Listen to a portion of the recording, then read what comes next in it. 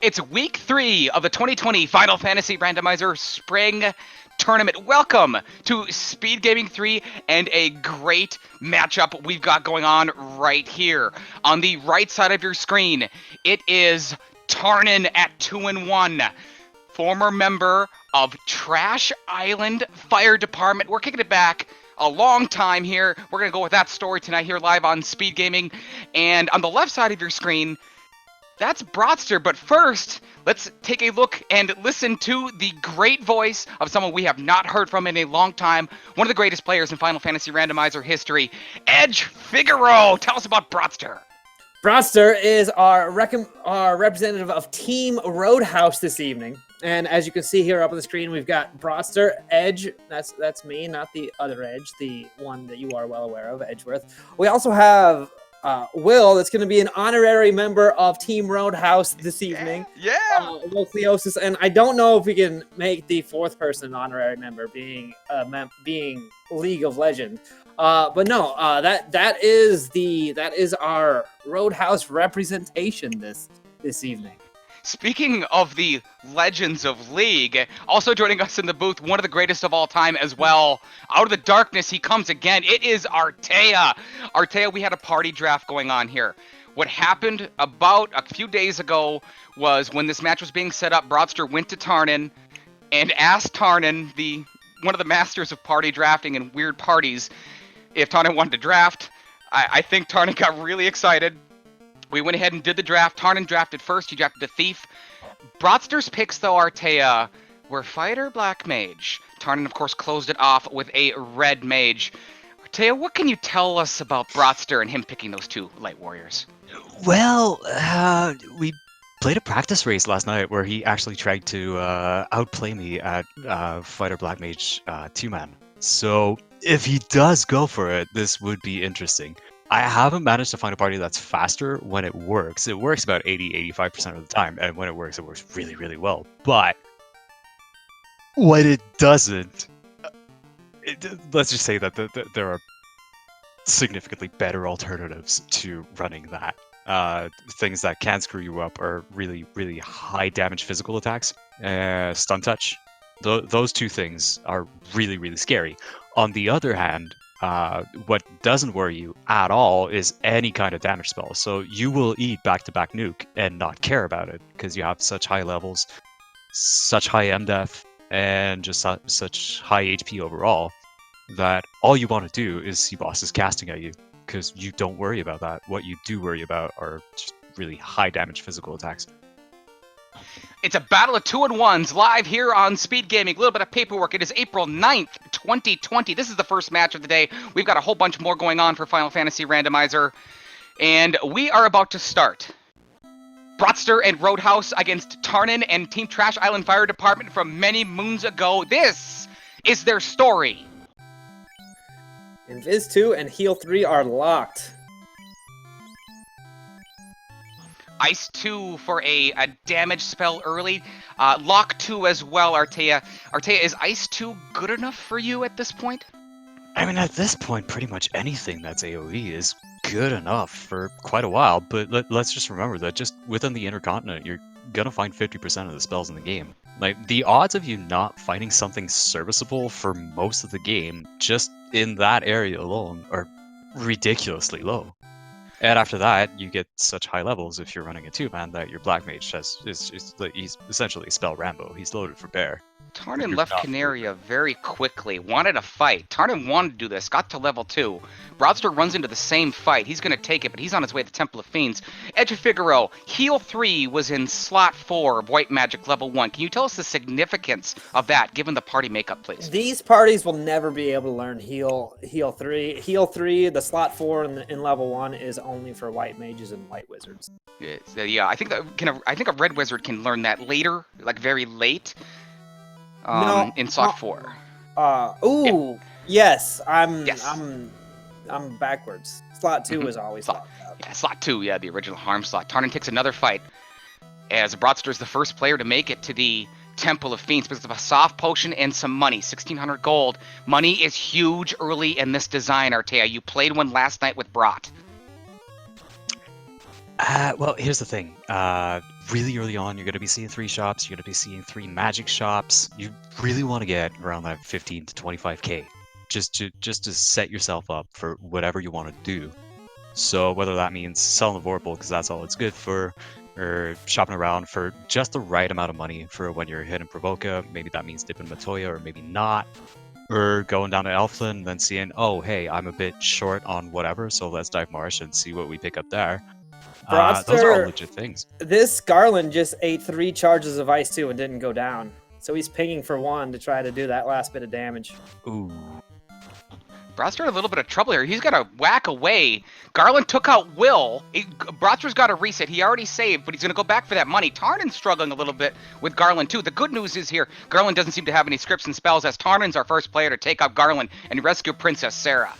Now, I'm kind of disappointed in not seeing Brott heading to the weapon or armor shop, because those can make a huge difference. Like, legitimately huge difference. Just picking up a weapon for your fighter is going to quadruple his damage this early on, and as we see, like you can pummel Garland with 4 ice 2s, and that's not going to be enough. But maybe with the short sword, that would have been the hit that would have saved him a reset. The slab and the Oxio came from the King of Canaria and the newly rescued Princess Sarah. Tarnin now checks the armor shop that does not hold the 2 key items that both players are looking for. Edge Figaro, we're looking for pro rings and gold bracelets. Pretty important here. Early iron armor is a pretty good find. Silver sword would be nice, but it's a bit expensive. It's a toss-up at that expensive for the amount of money that Tarnin has right now, but the saber would have been fine. Just put a sword on there and get those extra hits earlier. Round level 5, just get a little bit of damage. But silver sword isn't a bad pick. Garland was a friend and knocked out the thief of Broadster. We'll see if the pirates can take out the red mage, if he's going to commit to this 2-man as early as possible. Tarnin elects to go directly to Provoca. It's level 2 magic and its key item. He's going straight for Bicky. Level of chit-chat with him and his pirates. Ice 2 will get a workout here. Decides not to head towards Matoya. It's kind of the debate that a lot of players are talking about. 3 chests of Matoyas gives you a lot of money early that we talked about. Could be an advantage, maybe not. Tarnin's not interested. He fires off Ice 2 and takes care of the pirates. Broadster saves. He's going to jump in his boat. We'll find out where he goes. Looks like he's going straight over to Provoca. Oh. Yeah, he heads to Provoca as well. It's the ruby has been attained from taking out the pirates. So we got 3 items that aren't immediately usable. Ruby will lead to 2 other incentive locations. The Oxiel, of course, required. And the slab, not until we get the airship. It is airship locked. Will lead to something later on. So, without sign of Matoya, without a sign of the 2 chests in the dwarf caves, we are on a canal hunt right now.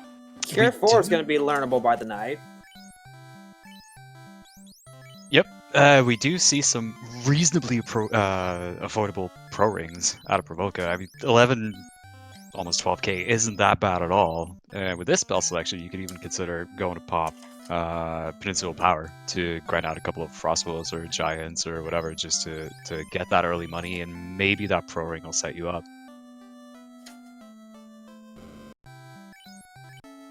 Cure 4 being Knight learnable. Edge Figaro saw that, pointed it out. A Knight can learn all the spell slots. Level 2 white magic. That was Lightning 3 and Fire 3. Also available. Good higher level utility. AoE full area of effect elemental attack damage. Going to be available to both players.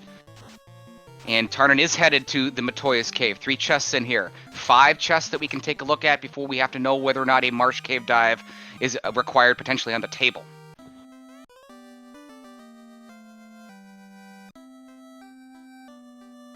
We'd like to welcome. We got a joiner in chat here, Edge Figaro. 20-year-old partners. We'd like to welcome High Spirits, calling out the Team Roadhouse. A small reunion here live on Speed Game. Welcome, High Spirits. Your team is in action. It's good to see you, High Spirits. See, the reason why Brott's here, it's not for the ruby, it's not for all the level 2 spell shops or anything. Brott heard that the port is being harassed by pirates. And that's something that Team Roadhouse will never stand for. Remember, if your harbor is overrun by pirates, call Roadhouse today. The 3 chests in Matoya's cave, I tell you, that's 43,000 gold. She's been hoarding the money her entire life, and that is huge early. That is indeed huge, because that would be pro rings for starters, and then you're set for level 3 and 4 magic. Like there's no world in which you're wanting for money after that. 2 more chests left to check potentially, and then Marsh Cave might be on the table.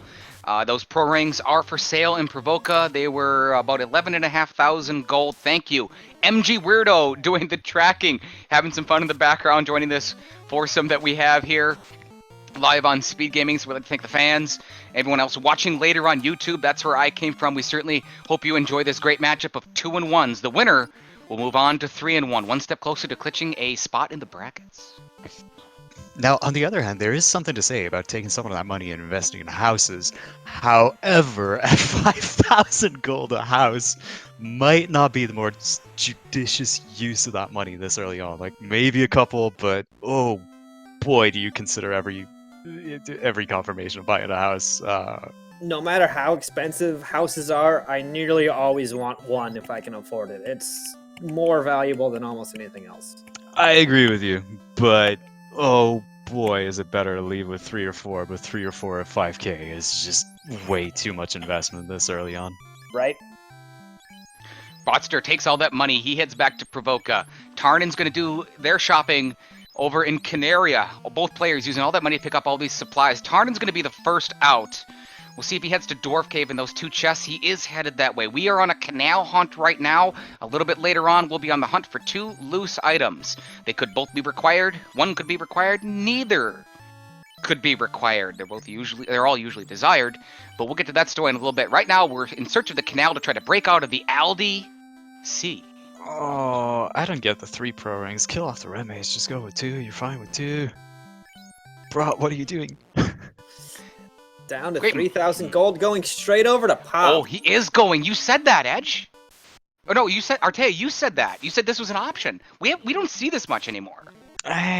See, it's not an option I particularly like, because he had the money, he didn't need it anymore, and now he's going to Pop without a house.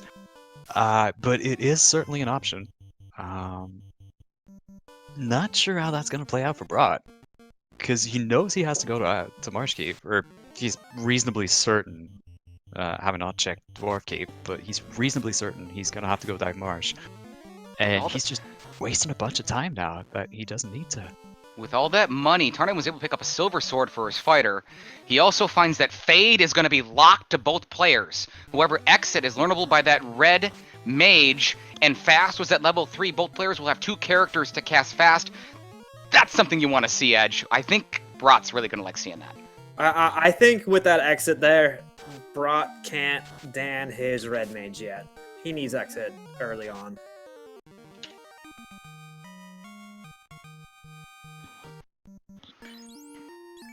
It's level 6 for Brottster now. There's a very good chance that you're going to break out of the inner sea and then do a bunch of errands for a long time, and exit helps with those errands. Although warp is level 4, so as soon as you have level 4, get some warp charges on your black mage, warp can do the job that exit does. All right, one of the greatest of all time. What's the tell us the levels for a red mage and a black mage to get level 4 shots? I don't know. Ask Artea. I can tell you the level 3 is 5 on a black mage, and I 8. believe it's 7 or 8 on a red mage. Probably 7 would be closer, would be my guess. And then it would until be I 8 have them. 4. Black is 8. Yeah, I thought it was 8. Have not had to care about that in a long time, so that is just completely out of my mind. Brottster, without the information, loses his fighter, trying to take out this Tyro. He's not going to hit the reset button quite yet. Maybe this was going to be his last fight, but without the knowledge of that exit and that warp, he's going to continue to do this. Had he known that was there in Elfland with all that money, I've got to think he wouldn't have done this, but he didn't go there. He doesn't know it. Meanwhile, Tarnin is now in the upper area, finds a stick of Marsh Cave. He needs to move, but he also needs this money because he spent it all at Provoca. But this is just eating away time. It's eating away a lot of time. On the other hand, he is getting levels out of it, which is something that really matters. But I mean, he's gonna be 15 minutes in at a minimum before he even sees the inside of Marsh Cave. That is a long time. Barring knows reset. barring like wipes in Marsh, you will really want to be breaking out of the inner sea by minute 15. At this point, we haven't seen anything deadly or too tough in Marsh. Tarnin went to the top, found a house, didn't find too much else, wanted to keep it, went in, looked at their menu, saw exit and warp, no charges of any of that for Tarnin.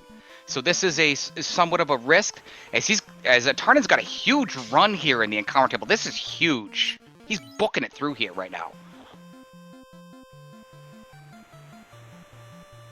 Brott is finally done with his grind, back sailing on the open ocean once again. Okay. Tarnin picking up a rod in the bottom floor of the ice cave, and also picked up an ice armor, which is a really nice chunk of defense for that ginger starting out. Especially when you equip it. Especially when you do equip it, yeah. That is a loose rod. We discussed it a little bit earlier. We were only able to touch on it. We've seen one already. The canal is loose, guaranteed somewhere in the inner sea, based upon what you have. It hasn't moved very far, as it is in the former wizard chest. 2 loose items elsewhere. We found our one already. Marsh Cave required in so many ways already in this great match. Brott resets out of the house from dwarves. That makes sense. He's already got houses. He doesn't need that. Yeah, you can just pick it up later if you want, but...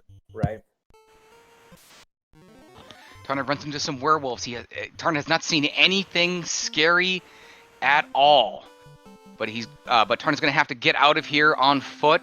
And looks like Tarnin is going to go for the full clear. Going to try to get out of here. We'll keep a good look at it. Brottster finds fast in level 4. Gives it to his red mage for some reason. Hmm. Oh no, it was his black mage. Never mind. Okay. What There's killed the Tarnin's exit. red mage? I believe that was the red bone. Tarnin is going to full clear this. Digs up a cabin. Now Tarnin's got to get out of here. No warp, no exit charges, but it looks like that the step counter has re-wrapped. Tarnin might be able to get the big walk again to get out of here. It just pays me to see how much time is wasted looking at white magic shops. Come on, guys.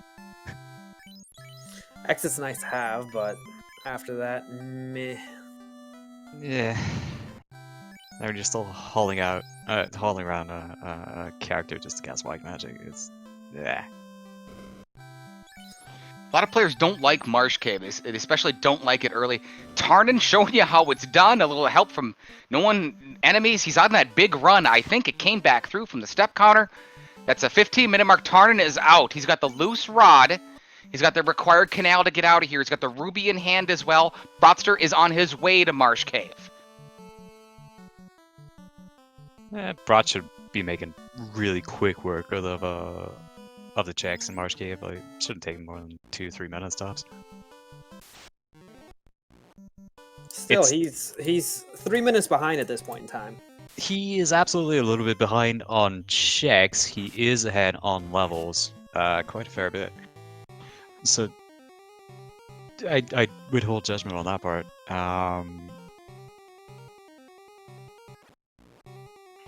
Brottster's going to check these chests. He's going to find a stick, a house, various other things, but he's going to have an exit charge. He's actually going to be able to do this Marsh Cave a little bit faster. There's the 10,000 gold than Tarnin was able to. So the sacrifice will pay off a little bit here if you look at it in timing. Meanwhile, at 16 minutes, Tarnin about to break out of the LDC with that newly found canal and head towards the Melmond area. Edge, I gotta think that this is a ruby turn-in. There's 2 items over there.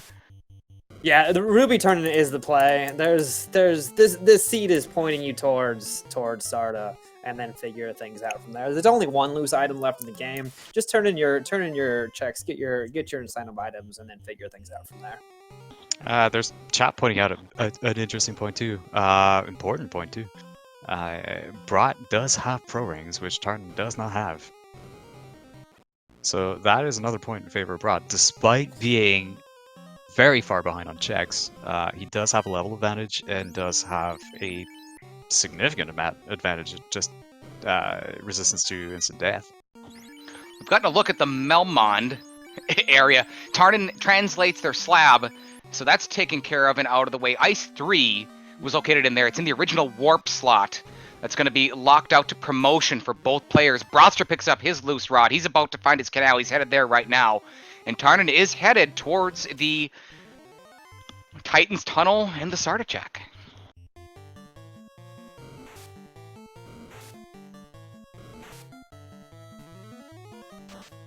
He's stun happy. This is a stun happy set of trolls and bulls. Yeah, the bulls have stun touch apparently. I didn't see the trolls having on them, but Tarnin heads to the incentivized Titan's Tunnel. There's a flame sword, an Aegis shield, and that is an herb in the incentivized area. In stereo pickups, Broster has his canal. Is he going to stick around? Is he going to leave? He's going to stick around like Tarnin did. Yeah, you're here. There's still a loose check. You have to take these last two while you're here. You don't have to, but it's a lot.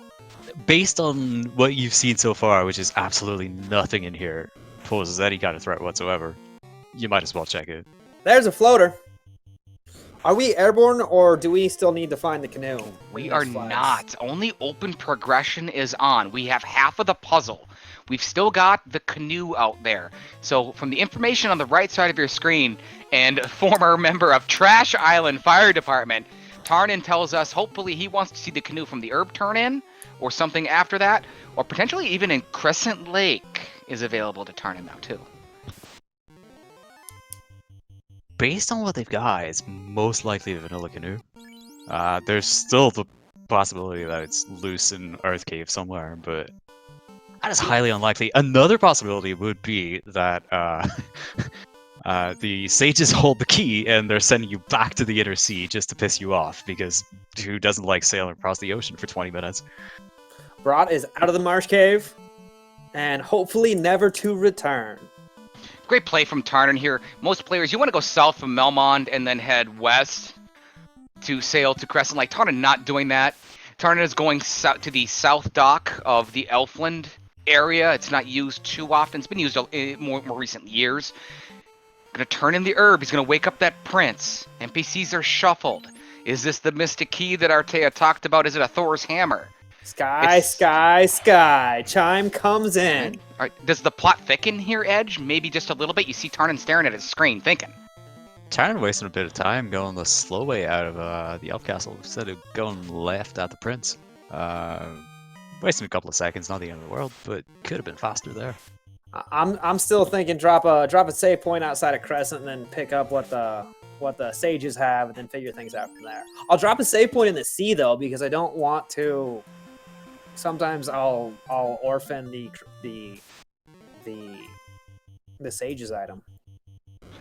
Brott's about to break out of the LDC. Tarnin closing in on Crescent Lake. There is a key item here. No sign of a vendor item at this point. Could it be a Crescent Lake? Could it be over an on-rack?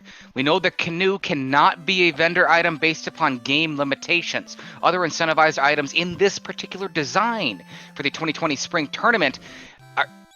Brett, what are you doing?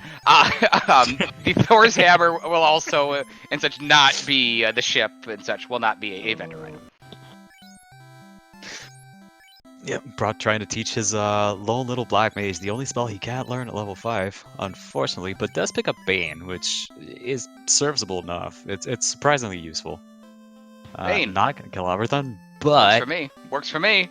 If you're not gonna one-shot everything with a damage spell anyway, if you can knock off a third to half the field with a cast, it's still as good or potentially better than a damage spell anyway. And for most of the game, that's the case with Bane. Brotster has translated his slab as well. He's headed toward to pick up his herb and his Sarda item. The Circle of Sages gave the adamant to Tarnin. As pointed out by our reigning champion here live on Speed Gaming, that adamant, however, could turn into the canoe. The vendor item also could certainly turn into the canoe as well. So Tarnin has a decision to make. Now, Brott decides to enter Titan's tunnel without saving first. I question the wisdom of that decision because you haven't seen everything in there yet, but works out for him in the end. It's going to be interesting to see if he decides to go down Earth Cave and check that instead of following Tarnin's footsteps. Are those off? Is that hard power, Edge? Those I speeds? haven't been. Looks like If it. he's forcing it, it certainly is. Yeah, it is. Looks like it. We'll watch Tarnin's screen as Brottster is going to pick up half of his quota to attempt to change the status quo itself. Tarnin fights the 4 Peds again. This is a...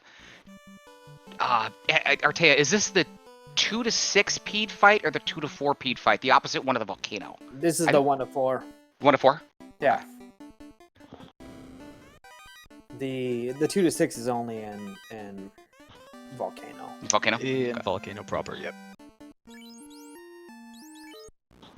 Brottster picks up his herb. Tarnin is done, gets those charges. That's what Tarnin wanted. Headed back to the boat. Is this a play back to the dwarf cave? Is this on rack for a vendor item sort of thing? I can't think it is. It looks like it might be the dwarf cave.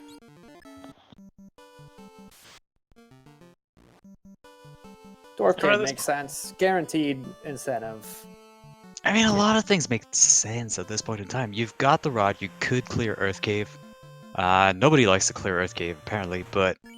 I mean, you're there, you've got the rod. You could clear it and get a fiend down this early. Gamble with that is that you could potentially get murdered on the way down, and when you get murdered after the vampire, it really kind of hurts. Both players 2 and 1 Edge. Look at Brottster. He stopped off a little bit at the Peninsula Power, following in the exact footsteps of his opponent Tarnin. He's going to use that South Dock, head to Alpha, and turn in the herb. Doesn't surprise me at all. And we get another fetch quest. We need to go visit the witch once again. We've already taken all of our money. Let's see what else she's going to give us. Good old FFR daily special. You get a fetch quest item that sends you to a fetch quest item that sends you to a shovel that sends you to a mushroom that eventually sends you to a power bracelet or something else you don't care about. Tarnin, of course, picks up that crystal. That's going to be good routing, incidental, really, for Tarnin. Tarnin's going to be able to head back to Matoya, turn that in, clear that off their list. Is this a canoe? Do we get airborne under the 30-minute mark? I gotta think no. I'm thinking things have been very straightforward. We haven't seen anything, too horrible yet, Edge. And I gotta think maybe this is where it starts. If this doesn't give progression, we suddenly have important decisions to make. We can go to open Mirage, but we don't have a cube. We can go full clear Earth. Sea Shrine also on the table. Oxia was given by the Princess Sarah, gave us the Oxia, so that is an option to potentially tie in with trying to find a vendor item. Again, you can't check the waterfall or the, well, it doesn't matter. You can't check the waterfall or the caravan because without the canoe, but now Tarnin has the canoe. At the 25-minute mark, Tarnin now has all the assets that are needed to get into the air. Yep, 25. We'll see what the split is between both of them hitting airborne is, because I think that's going to be the difference of how far ahead one is from the other. I would disagree with that on the basis of look at the levels, which is usually a better indication than who's flying first. However, if you are flying 5 minutes, 10 minutes in front of your opponent, you can usually be ahead too. Levels look pretty similar though. After the Peds outside of Crescent, that fighter has 250 max HP on Tarnin's side, while Brott's got 244. Yeah, Brott's pop grind not looking very productive at all at this point. Brottster heading towards the dwarf cave, following the same route that his opponent Tarnin did. Tarnin closing in now on the Ryukon Desert. We're going to call it the 26-minute mark. Tarnin enters the Ryukon Desert, uses the floater. Everybody's going to the party, have a real good time. Tarnin's in the air, 26 minutes. Head straight to Gaia looking for a vendor item.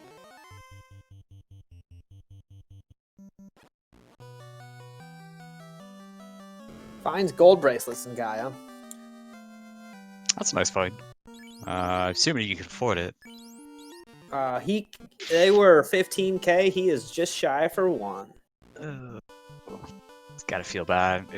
Especially Gaia, which is so far out of the way. It's like, do I want to go back for gold bracelets? Because they're really good, but it is so far out of the way. Tarnin again has that on his mind. It's the cube. Okay. Tarnin goes directly to the caravan and the oasis. The vendor item was there, was cheap. About 9,000 gold, a little bit shy. It's the cube, so that's been taken care of. Still one loose item out there. That will probably be a lot of the story the rest of this match. And Tarnin, without the tail, is going to raid the Cardia Islands. Try to find some information, maybe some gear. Well, early Ice Sword on the Czar Islands is gonna set him up for... Definitely not a late game with Ice Sword, but good enough to clear out the Fear Dungeons at the very least. Brottster's made his way to Matoya. He hands over her crystal. He's got the canoe now. We know Tarnin was in the air at the 26-minute mark.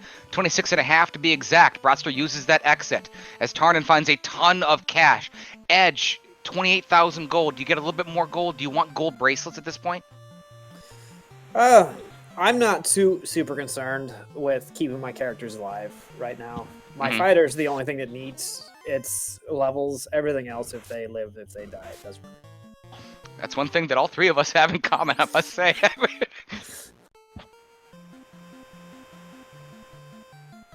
It's certainly not worth going back for. You're going to find a golden bracelet along the way somewhere. You're really pretty well set up for whatever you want to do right now. There's a good chance that's Volcano, but that's certainly not the only option that these runners have available to them. And I think with the setup they have, they're not super concerned with their gear that they might buy out of a shop. The 29-minute mark is what we'll call it. Brott's closing in on the Ryukun Desert. He's joining the party everyone's having a good time with. He's in the air. That's 3 minutes. Exactly 3 minutes. We heard Edge and Artea talking about very similar levers at this point. That is the type of time difference that we're looking at as we near the 30-minute mark. Meanwhile, Tarnin has done a few other things, picked up the cube. Tarnin, with that translated slab, is headed towards Lefane. Gonna knock this off the list and see what it is. We'll see if Tarnin saves, potentially, if it's a Thor's Hammer or a bust, something that Tarnin isn't interested in, maybe a reset situation, but we're gonna find out what this is as both players have the translated slab. Brottster looks like he's making a different play, going in to clear out Ice Cave. So we do have some divergence. Let's see what direction this divergence takes us.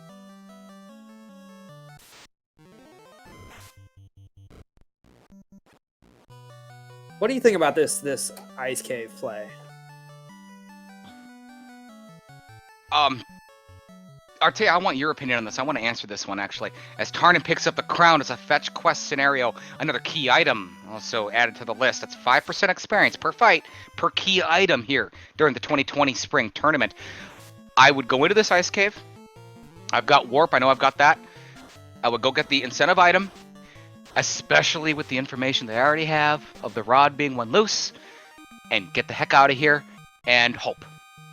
Because I don't want to deal with this right now and I would try to get a leg up on my opponent. Artea, what do you think about that?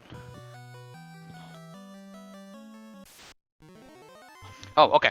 He'll be right back. As Brottster is doing that. Edge, what do you think about that? So if I'm going to do this, I probably want the rest of the chest. I think it's a little bit unorthodox to do this Ice Cave play right now. Okay. I don't think it's bad. It's really similar to Ordeals at the moment. There's good experience, but not great. It's not like Sky levels.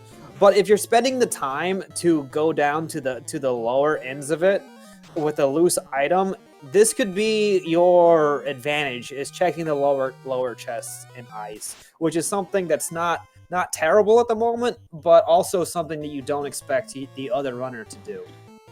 Tarnin had the crown. Tarnin returned the crown to the kindly old king of Northwest Castle.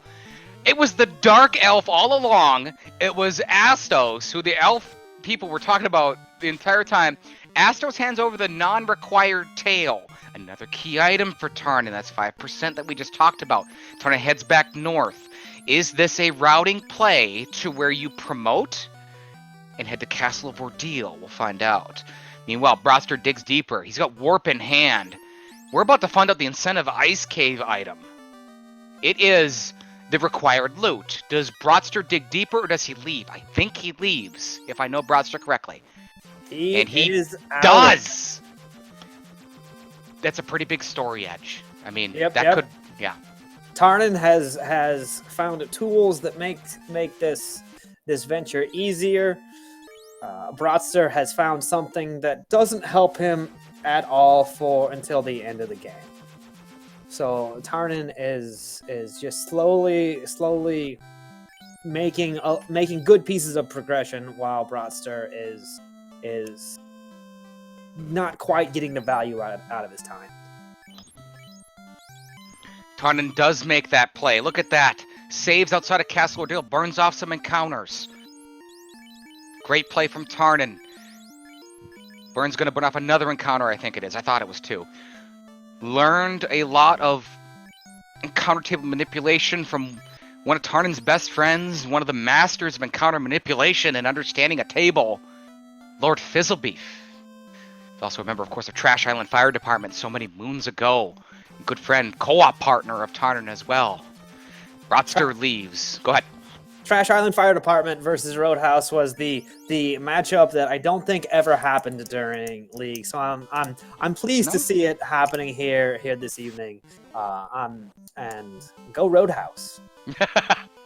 Brottster's making his way to Castle of Ordeal, so we're going to have a little bit of hand-holding here with Tarnin in the lead at Castle of Ordeal, but Brottster has not, of course, turned in the slab to get the crown, to get the tail and clasp mode at this point. That's where we are. We think it's around a 3-minute difference as Tarnin has finished the maze. There's a trap tile here. It's, I believe that's the 1-2 nachos? I think B-side? It's B-side. It's B-side, yeah. That'll be the nachos and Sky. Okay. 1500 experience. It's level 12. Level 12. For 4 Light Warriors of Tarnin. There's a house pickup as Brottster runs into this mad cat. Light Axe pickup from Tarnin. The cast Harm 2 in battle. Does Tarnin use it right now? It's very equipable. Light Axe is a good weapon for melee early in the game. Light Axe is a great find. You can sell it for a whole bunch of money at any weapon vendor. Ice Sword, of course, also in hand. There's a red wizard standing named Red. Back on Tarnin the screen. Light Axe for a minute, there's an outrageous amount of undead enemies in this game, so it is stupidly useful just as a cast item early on. Better than a Silver Sword too. Not an Ice Sword, but it is a really nice pickup. Not quite as useful when you have 2 AoE spellcasters and a bajillion charges of Fire 3, but still not bad at all. There's that Light Axe pickup. Tarnin putting the Light Axe on the fighter, just like we talked about. Ice Sword goes on the Ninja? I invert that, but Okay. might not be aware that the Ninja gonna go with the Light Axe. I don't know. Mm-hmm. Brottster takes another 1-2 nacho fight. As Tarnin closes in on this incentivized location, is it a bust? Is it required? There's a bunch more money for more gold bracelets. I don't think there's a ribbon. I don't think Tarnin's got the pro rings quite yet. Brottster's closed the gap. There's our first ribbon of the match. There's 3 in the game. And that's really important. What warrior do you give that to, Artea, in this party comp? Ribbon? Well, yeah, I don't run these party comps, so it's difficult for me to say. But Ribbon for me always goes to the caster, because he's the one that can't really survive much of anything. So AoE damage spells on a black mage are incredibly scary early on, so you want to get that resistance as soon as possible, just so that he'll survive an extra cast or 2. Both players pick up the bottle. Subtle difference between our players. Roadhouse on the left, Trash Island Fire Department on the right. Tarnin didn't want anything to do with it. Tarnin's done. Exited right out. Brott wanted to check the trap tile. It was just a giant iguana from the old Hall of Giants. And he jumps out quite after that. We'll see both players turn that in. It's nice to know the location of a good grind tile, even if you aren't going to use it, but you'll never come back to Ordeals for that particular grind tile. Nah, it's way too far out of the way. Right. I mean, I'm not a fan of grind tiles anyway, but if you do find one, it's more of a get, like, I don't know, whatever many fights you think you need for whatever you're trying to accomplish in the moment. So maybe 5 to 10 fights on a grind tile as you find it, but coming back to a dungeon for it is really a case of, okay, well, Temple of Fiends Roulette was really, really mean to me, and I really have to. Right. But with these flags, I don't really see that happening. Brottster turns around to do exactly what Tarnin is doing. All that money, both players loading up on gold bracelets. Great routing from both players. This is what's the boxing term? I know the term in like wrestling would be a slobber knocker. The term in boxing is just dead even. It's a slog or something. But this is tight, and this is very good. As Castle of Ordeal was not required, the bottle has yielded a very desired opal bracelet. I would definitely go 15 minutes out of my way for that opal bracelet. It changes absolutely everything. Yeah, Opal Bracelet lets your squishy, lowest HP pool in the game, Black Mage, take hits from most of the enemies before you get to the end game. Don't get me wrong, it's a nice early find, especially if it saves you having to buy gold bracelets or something like that, but boy, does it not make that much of a difference in the end. Broadster's As much headed as a toward Lefane. He's got his translated slab. This is going to turn into the crown, which will yield the tail. We'll see where Tarnin goes next. We'd like to remind you that a whole ton of action is coming here live on Speed Gaming on Saturday, April 11th. It starts early in the morning, Eastern Time, 9 a.m. Nova, Hypez Nova against WAB. Action continues at 11 a.m. Carant and Sketchy Metal and a high noon showdown. I will be there, fans. Go ahead and tune in. It's the Enforcer, Falconic, taking on Avos Ruin. Those are just a couple of the matches coming up Saturday, April 11th, here live on the Speed Gaming family of networks. Shout out to the other member of the Illuminati in chat. A great broadcasting duo, Will Bloodworth and my co-caster, Will Cleosis. Thank you, Will Bloodworth. Matter of fact, Edge, check your messages. We have a match coming up in just a little bit that Edge is going to tell you about. He's going through those notes right now as Tarnin has entered the Ice Cave. We know this is required, and it is the loot. Oh, excuse me, Waterfall. Excuse me. We have not seen this yet. Sunday.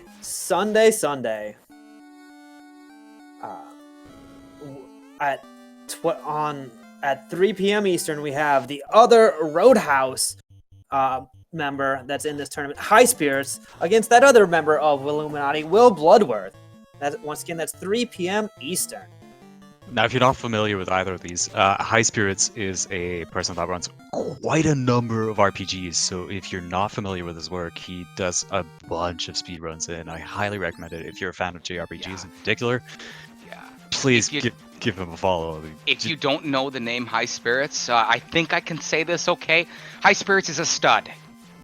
If you don't know that, you can find out. Yes, absolutely true. One half of Illuminati versus a quarter of Roadhouse. High Spirits, Will Bloodworth, 3 p.m. Eastern. That's going to be right here on the Speed Gaming family of networks Sunday, April 12th, as Tarnin has made their way to the waterfall and its incentive location.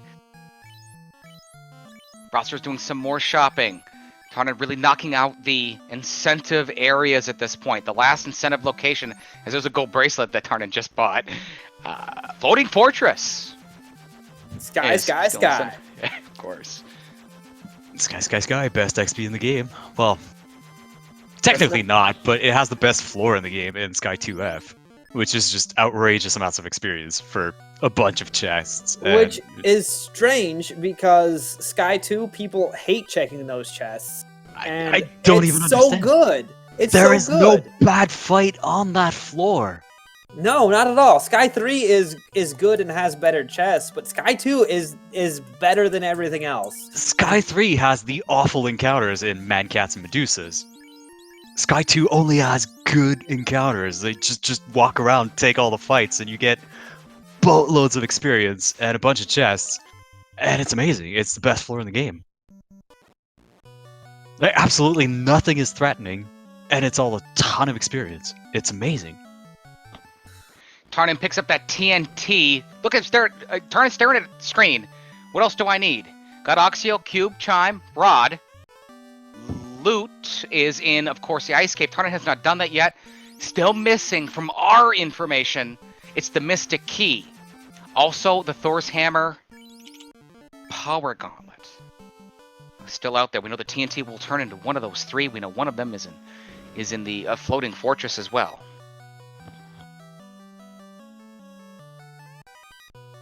Neither of these runners has been to Volcano yet. Volcano is a fun mini gamble because it's like before Sky, it's got a ton of chests and it's super easy. But these particular parties are so heavy on the AoE, and Volcano is so loaded on the single target. I see why neither one has gone yet. Power Gauntlet. From the I TNT. do like to save Sky for after I've class changed, just because I know that I'm going to get so many levels out of it. It's nice to get the levels and get the spell charges on the night, especially in a seed like that where you already know that you're going to get Cure 4. I'm not the kind of person that checks white magic before I class change, but these players did because of their party comp or whatever. Great routing from Tarnin. Tarnin turns in the TNT, picks up the Power Gauntlet. So, actually, both Castle Bordeal and the Waterfall, not required, technically. Tarnin turns in that TNT, stops off, starts picking up those spells. Great routing from Tarnin here. You saw it. I remember watching this years ago. I remember listening to Edge Figaro on YouTube. I remember listening to you. I remember watching you, Artea, do all this subtle stuff that's so hard to realize. It's great to be able to point that out from these two greats here live on Speed Gaming, nearing the 45-minute mark. We've already seen one of the things that really gets people out of the beginner stages in racing this is the encounter table manipulation and knowing exactly how long your runs are going to be and forcing fights when you want to force fights. And we've already seen both of these runners do that. Now, if you're crazy enough to learn the encounter groups for every section of the game and how the step table is actually going to work from one floor to another, you can manipulate the entire game based off of a bit of early knowledge.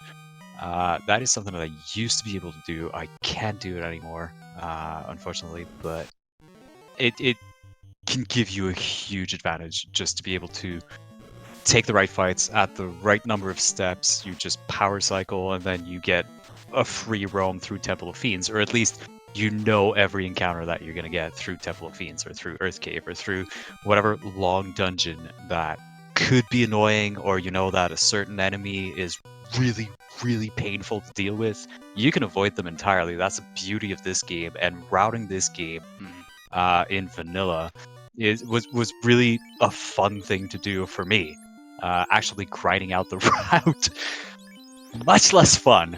But just the fact that every encounter is deterministic, except for the fact of how many mobs you're gonna fight, is one of the beauty of these old JRPGs. Before it was just all completely random all over the place.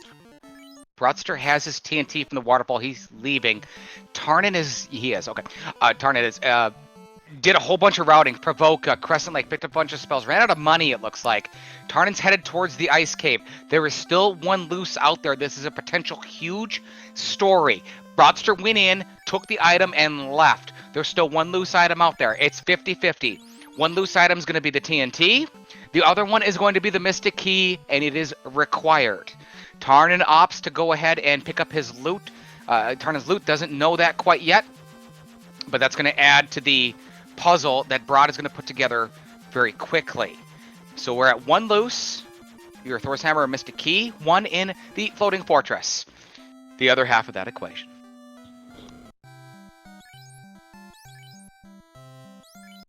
Brottster has returned to this land of that's been ravaged by the undead hordes, this Melmond. And it looks like he has promoted, is going to buy some spells here.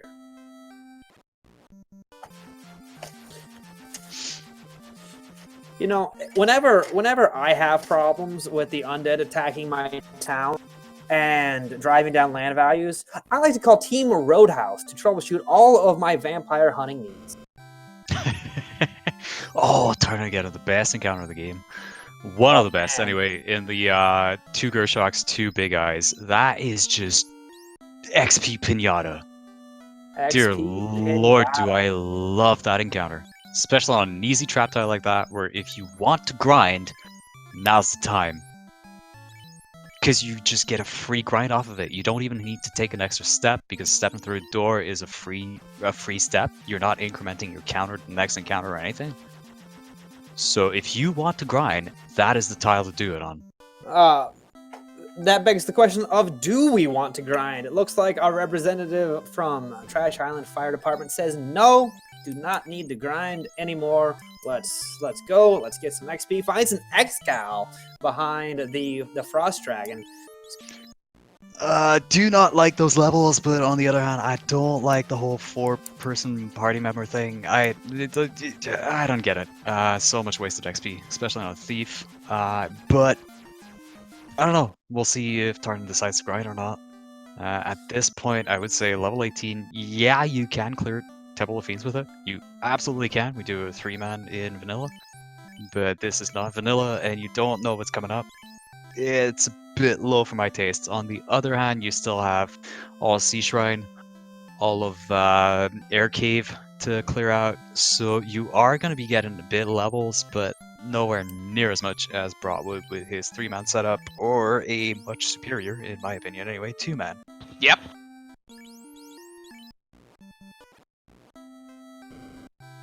Broster is busy doing all of the shopping that Tarnin already got taken care of.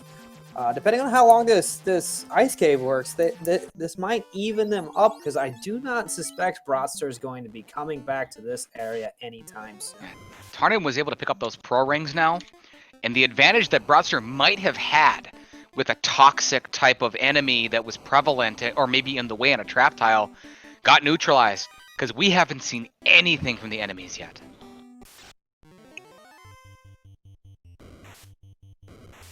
Broster making his way into Volcano, going to check the armory. Let's see if he checks hairpins, which is a new term that I recently heard. The zigzaggy part of northern Volcano 2 being referred to as hairpins. I approve. First time I heard that was Champion 2017 Spring Tournament. Crystal MTG said it as I was studying him, and that's the first time that I heard it. Old Great Tristal, one of the best runners of this game. Mechanically brilliant. We've got some new mechanically brilliant runners, but he was one of the original that were just always crisp and clean with whatever he was like trying to. Yeah, Tristal is old school, and his menuing skills are definitely high up there. And that's one of the main differences between top tier runners and, say, middle tier. It's just menuing. You can lose so much time just taking 2 seconds to select a spell instead of the quarter that you could. Makes a huge difference when you're taking 150, 200 fights. Blue stake alert on Tarnin's screen as Tarnin makes their way to Sky. Takes him down easily. Level 19.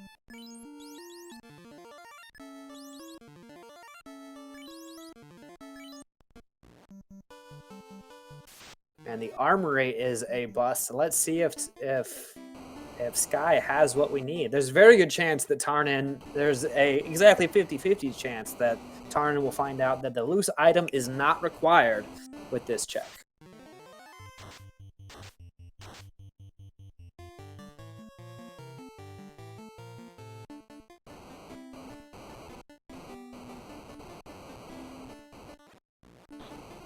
Okay, Red Wizard. Thank you, chat. OFD, SW. Life 2 learnable by the Red Wizard. I believe it was slot 4 of level White Magic. That's what chat's saying. I missed it. So we'll see if that comes into play. Is it, Edge? Or? Is Tarnin forcing blue stake? It's the first encounter of Power Cycle, so I mean, if you want to grind blue stakes, you can do it all day, every day.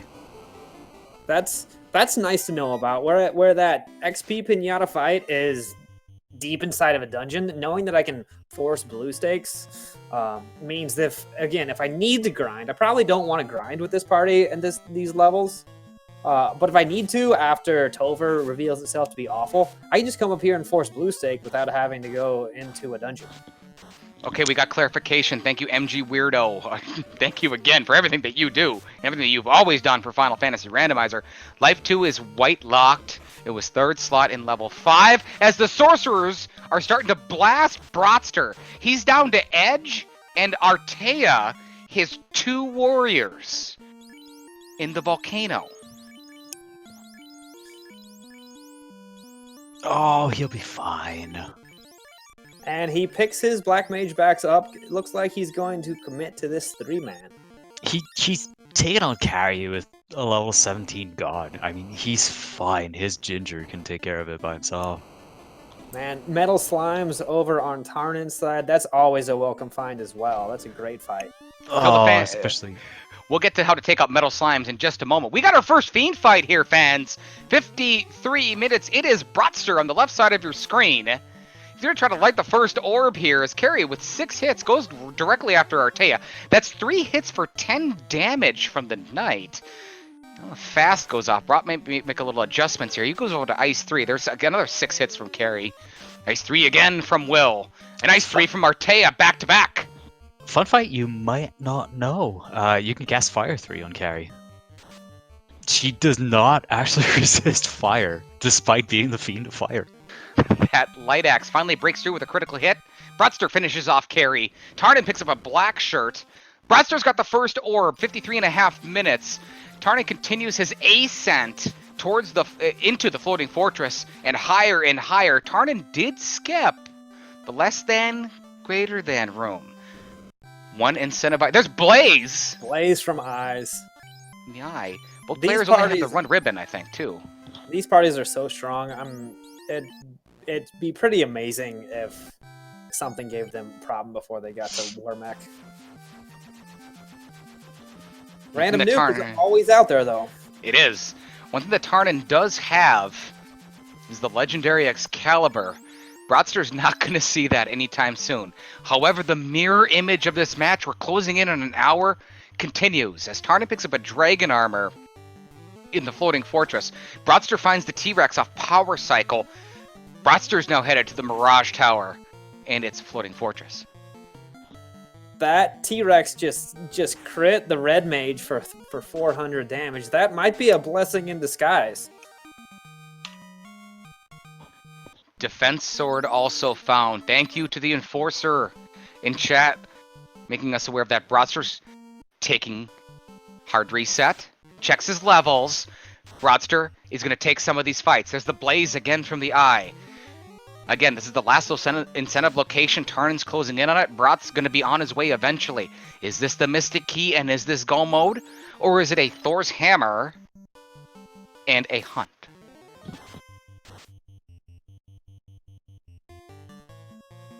This toxic T-Rex. I'm kind of okay with taking a few of these at the moment. Artea, is this Brottster's plan? It's a little late if you ask me. He's got the 2 warriors up that you talked about in the intro.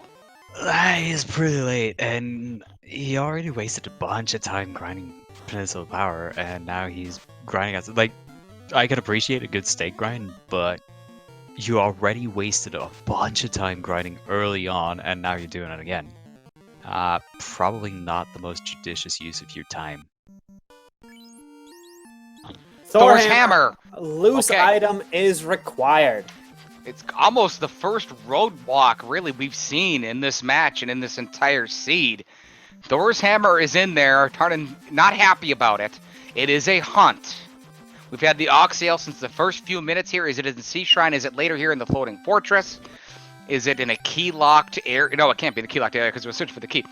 Earth Cave also still on the table, potentially. And I believe you said that we skipped greater than less than on Yes. this dive. So there's 10 chests that have been bypassed. Broadster resurrects the red wizard, leaves, and now he's re-entering the Mirage Tower. This is my sort of general experience with trying to run 2-man. I try to run 2-man, then get to cold feet, and then run 3-man, and I should have just committed harder to the 2-man earlier. I attempted to follow in the footsteps from one of the legends, Artea, but could never make this 2-man strat work as well. And it pissed me off to no end. Took a while. It really took a while. I started out doing Fighter Red Mage for a very long time.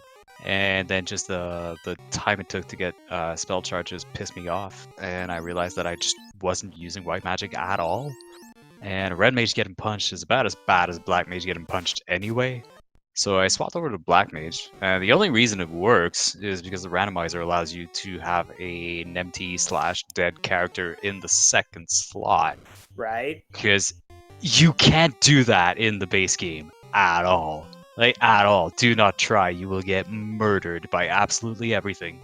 I'd like to give a shout out to the randomizer developers, Entroper, Meridian, all of the crew that's been working on this game. There is a ton of... Final Fantasy 1 Vanilla is a good game, but there is a ton of quality of life improvements that's baked into the randomizer, and one of those is the speed in which switching party members slots is. If you play original, you watch them drag slowly the party member to slot 1, to slot 2, and so on. And the developers have done great work in making this game much more playable. Tarnin bypassed that less than greater than room. Tarnin's going to get bailed out because they're going to go back in and recheck that after the information that the Thor's Hammer was in the incentive and the Mystic Key is loose, because there is a ribbon the second of the game. Less than greater than room. Just want to take a minute to point out that I was in fact wrong earlier. Carry does resist fire. Chap pointed out that I was wrong. I fact-checked it, and I am in fact wrong. Not entirely sure why I thought you could cast fire on her, but I'm gonna assume it's part of the Brott drinking game. Bridge of Destiny for Tarnin. Tarnin just blows right through it. As Tarnin's been blowing through this entire sea, Tarnin's going to try to light their first orb. Taking on Tiamat, the Fiend of Wind. It's off a fast, down to 3 party members at this point. That's the Excalibur. 5 hits for 203. There's the Ninja, 3 hits for 24. It's a free round as Tiamat uses the Ink skill. And Broadster closes in on using his cube to ascend more and enter the floating fortress. No sign of the very popular damage-dealing Mazmoon weapon. Only the Excalibur at this point. No sign, of course, of the Game Changer. Fairness, Excal is not quite as good as Mazmoon is on most mobs, but seeing as how most enemies do have an elemental weakness of some kind, and Excal hits as every element, when you do turn on weapon fixes on, while not as good, it is very, very close to a Mazmoon in terms of damage against most enemies except the late game fiends and chaos. Tarnin is leaving this dungeon. I'm pretty sure Tarnin skipped less than greater than. I could be wrong, fans. I'm sorry. But OFD, I see you out there. I'm not sure. We're going to take a look into that because that would be a missed ribbon. Not required, but incredibly desired. You did? Did? Okay, thank you, SM. Okay, so Tarnin more than likely is going to be short a ribbon potentially in this match that his opponent Broadster will have. This mirror match. It reminds me of last year. I was in a best 2 out of 3 with a complete slugfest doing the same exact thing at the same exact time. At the same exact efficiency last year, and we're seeing it again here. Battle of 2-1s. The winner will move on to 3-1. positioned themselves one win closer to getting to the bracket stages. Tarnin going to go in and clear out the checks that Broadster already made. We might have a very close to even race once these two finish these dungeons.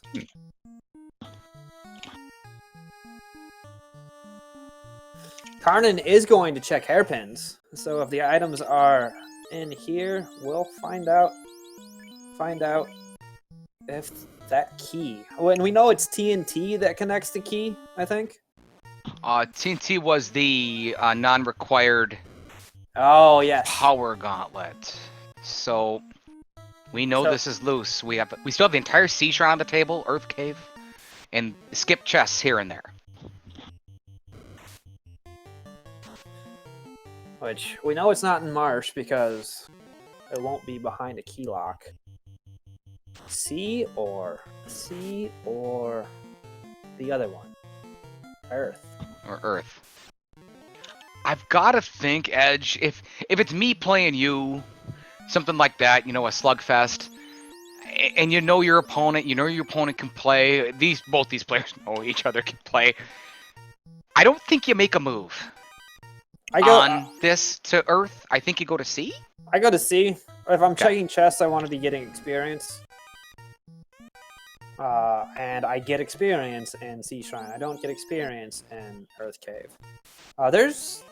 You can probably make an argument for going to Earth because you go to Earth, you get all of the chests in one go. You go to Sea Shrine and you get the chests that are on the way to Kraken, but you sort of have a moment of, do I go to Earth or do I check mermaids, which is awkward, but I go to C because I want the experience. Coming up right after this match here, live on Speed Gaming 3, it's the Metroid 2 Prime Randomizer. It'll be coming up at 8 p.m. Eastern Time. Gallop against Digglewrath. As Tarnin starts to dig deeper in the Goo Goo Volcano, Brottster's already been here. Brottster's closing in on the Bridge of Destiny. Tarnin tore through it. This will be more than likely our last chance. Yeah, get him out! Get our bless RNGs out. The robot chicken won't show up unless you pray for him, chat.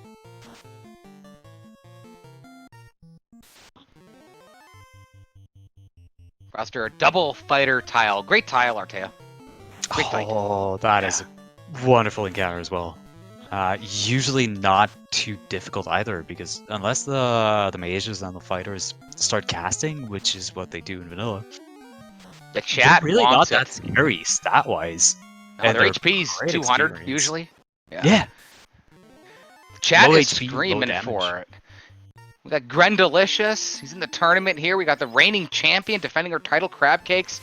All of their Bless RNGs out. That's Sharptooth. There's another double fighter tile.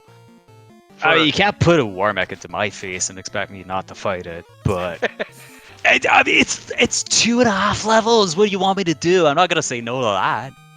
You have a defense, you have a powerball, you got some ribbons. Yeah, you take a shot at that war mech.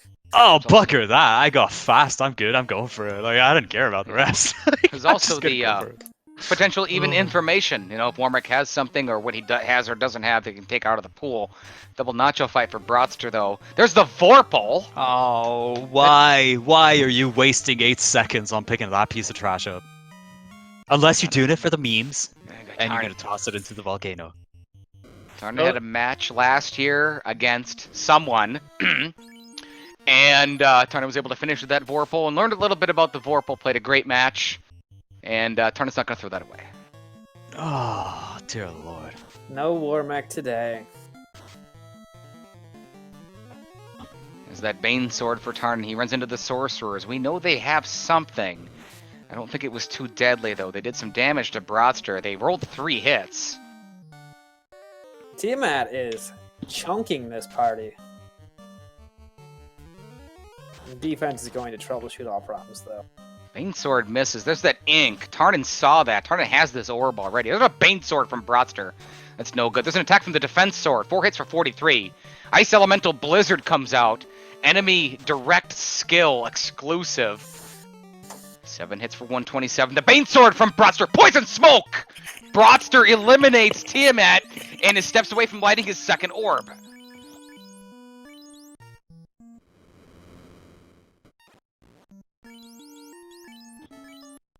Brottster takes the lead back with the 2 orbs. Tarnin, however, closing in on the other orb that Brottster has, that fire orb.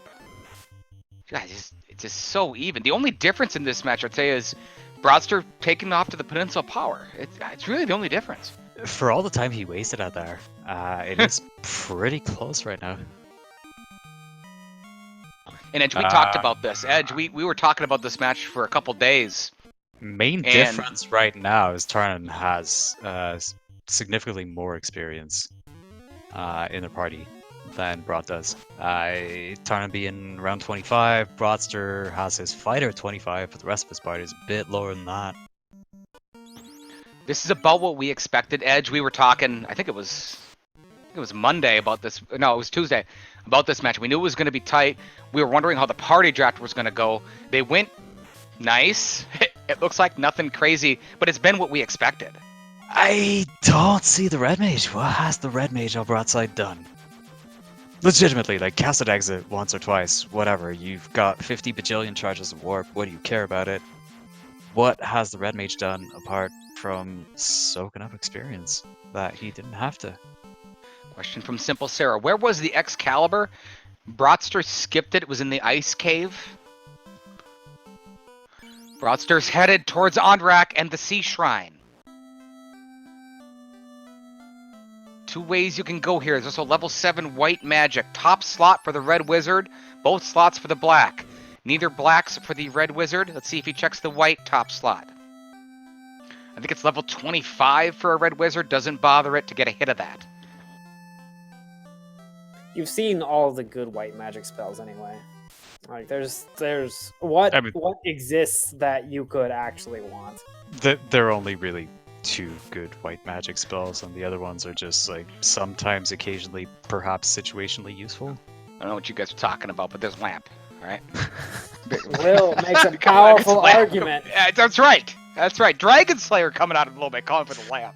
Is it a tournament rule where if you cast Lamp successfully and dispel Dark, you shave 5 minutes off your time or something? I did that. I've got a video with the Hangry Canuck. The amazing Hangry Canuck, by the way, in this tournament. Kicking some major butt. Congrats to you, the Hangry Canuck. Really doing great in this tournament. Was there. I used Lamp successfully. Sight restored on Warmech. It's on video, and he was there for the record. I love it. Oh, that's amazing. Brottster's going towards the mermaids. This is the gamble. Going to mermaids before going to lower. Yeah, Ed, you say it's a gamble. I wouldn't have done this. Artea? He had a really ridiculously long walk on the encounter table. So assuming that was intentional, it's not a bad gamble, but considering that he just walked into an empty room, I wouldn't say that it was intentional. I just think that he went for it. RNG bots running over for Team Roadhouse over here. Let's go into rooms randomly.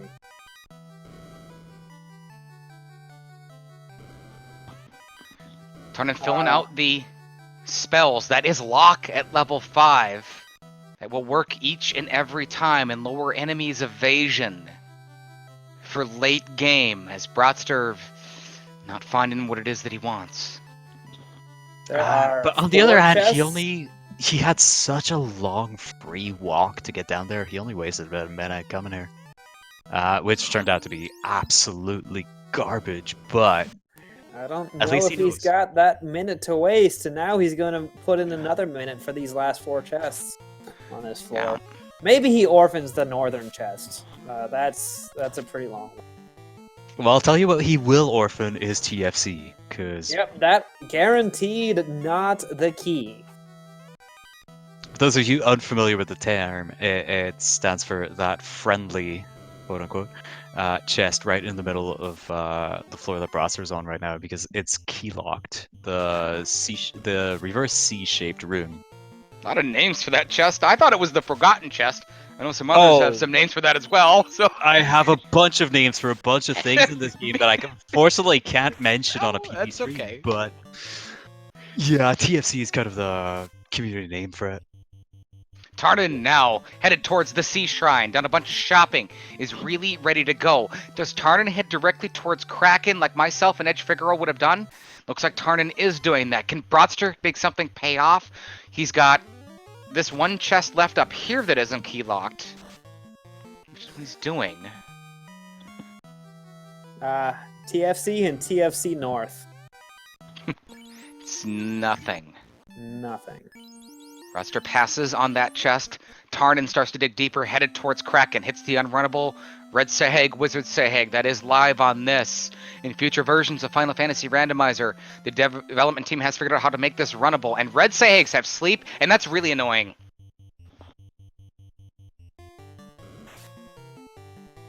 Oh man, this is as bad as slow. Finally, the red mage goes off. I think we'll find a Broadster with the exact same encounters here in this dungeon. I think they'll both be on the same encounter manipulation if it is obvious and makes sense. A question from chat: has Tarnin cleared the fire orb? Yes, Tarnin did. Made very quick work of carry. Our tracker's actually sticking right now. We're refreshing real quick to go ahead and get that lit for you fans. And thank you very much. As Tarnin in new area finds a wooden bucket, a power stick, and another unrunnable encounter. Now Broadster uses the power cycle and avoids these red Sahag, so he might end up with a bit of advantage, but they show up for him here. At this point, the race is immediately. stupidly close. Yep. And if the incentive is in Earth, and Tarnin ends up on Mermaids, that's going to give Broadster a lead. The plot thickens. Live on Speed Gaming, once again, April 9th, 2020, round 3. So at this Battle point, of 2 and 1s. Brott has the XP advantage because he's not hauling a useless thief around for 6 years. And really, the only thing we've got left to check is Earth, pretty much. Unless I didn't notice anyone checking the top chest in Volcano B2. Yeah, Tarnin orphaned one chest in the hairpins in Volcano, the one with at the end of the hairpins with the spike top. Does Broadster potentially return to the ice cave for the move that he made in skipping it? I can tell you this, I'm pretty sure he does not. When you make a move like that, believe me, I do it all the time, it's dead last. If you make that move, you stick with it and you go. I've got to think that Earth Cave would potentially be next if that scenario is needed. It's not bad to gamble. Sometimes it's good to gamble. But if you gamble during a seed, you have to stick to the gamble. That's the advantage you get from checking the chests. That should sort of be baked into your gamble when you make it. That you're intending to either win the race off of the minute that you save, or to lose the race because you made the gamble and didn't. So many Sahagin. Broadster runs in another one. Tarnin just took out a pack of them. A couple more chests left. We are... Artea, you talked a little bit about levels. I think we're dead even. Fair enough? Brott a little bit ahead on levels in what matters, because the thief doesn't matter. It's never going to matter. Checks-wise, Broadster has checked mermaids. So that's a little bit of an added on that side. But, I mean, at this point, it could go either way. Like it is beyond well within the reach of RNG. This is pretty much neck and neck. Tarnin's able to take out the Sharknado room. Thank you to Trenton GL. We know you're out there in chat doing so much setup and everything for Final Fantasy Randomizer and everything you've done all these years. He was the one who named that room the Sharknado room that we hear so many times. Tarnin with that huge run. This is off on the step run. Gets a good one. Broadster right behind him. Both closing in on the Fiend of the Water. Kraken.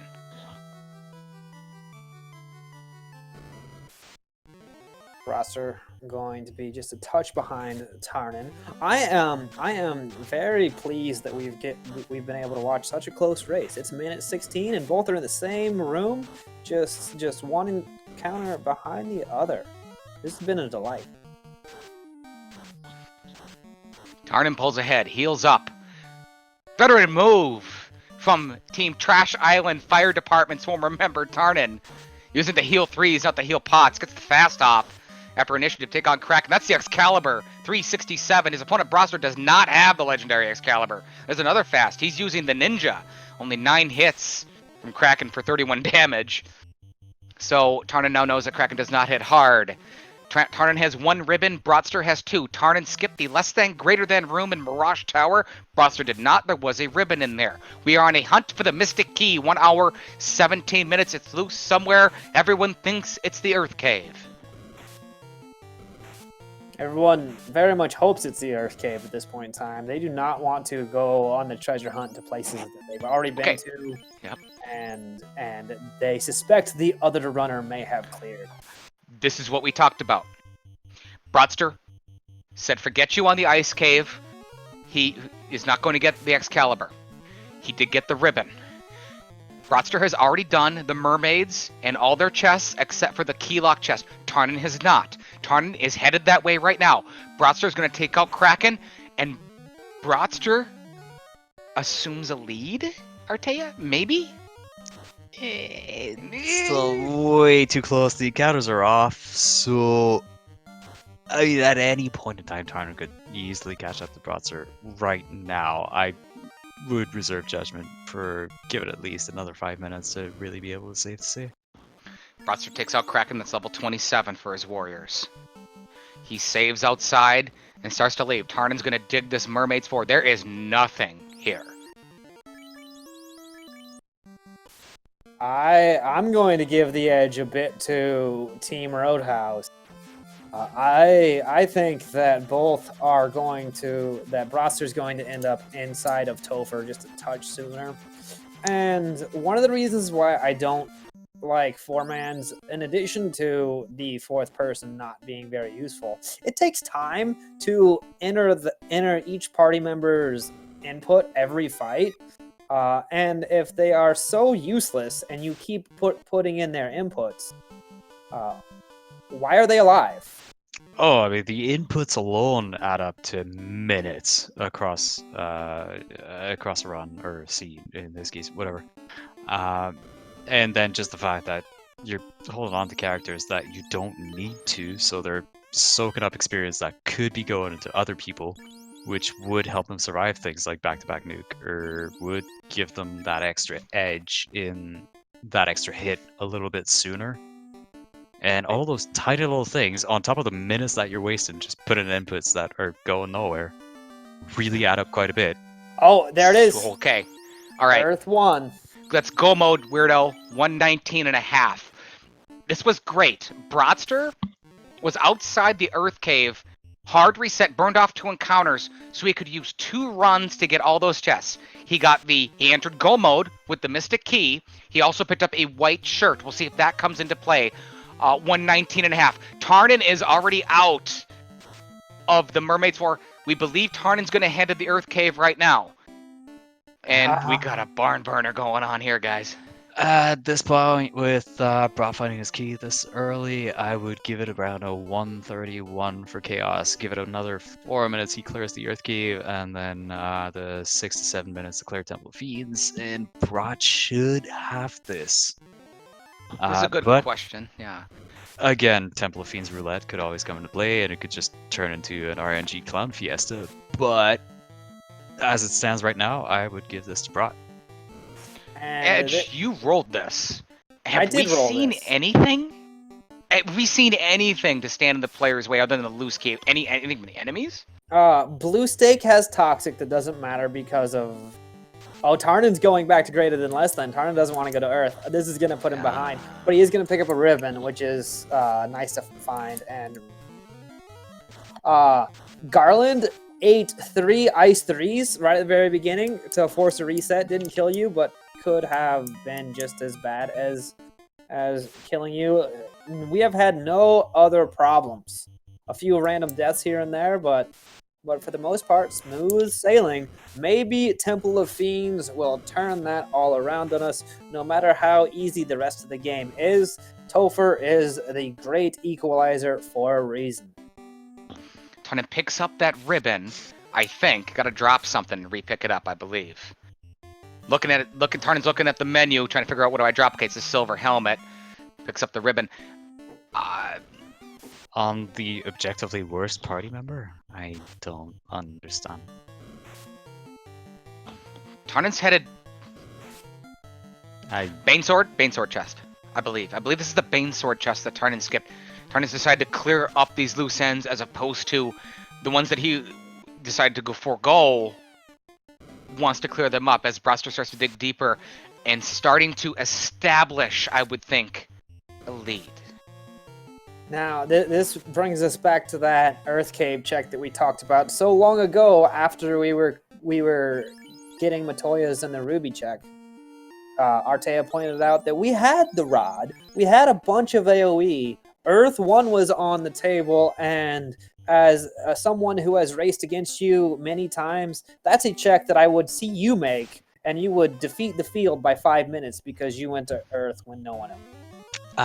Do it all the time. So you see, in this case, if I could have a long run off a power cycle or easily accessible off a power cycle, I would definitely dip those chests in Earth 1. But barring that, I would have gone to Earth, but I probably would have skipped Earth 1 until everything else had been exhausted, because that's just kind of play I tend to make. If I can get a free run to the first floor, I will usually take it if I can clear the dungeon or whatever. No Masmone. Okay.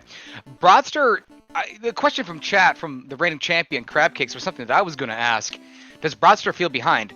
I can't tell, because I didn't think so, but I see Broadster checking these chests now. He's checking trap tiles. Whether that was an accident or not, I'm not sure. But he was looking for an Excalibur or the Great Masmone, potentially. That's why he did that. He's done with it. He's headed towards Lich. Tarnin's done with their checks. Back in the airship, I gotta think Tarnin's headed towards the Earth Cave, where they will find the answer to the seed.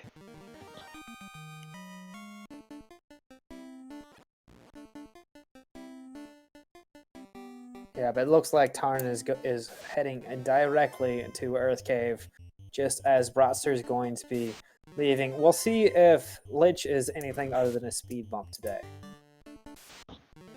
Tarnin burning off 2 encounters, just like his opponent Broadster did. Gonna get a good long walk. Tarnin headed directly towards the Mystic Key.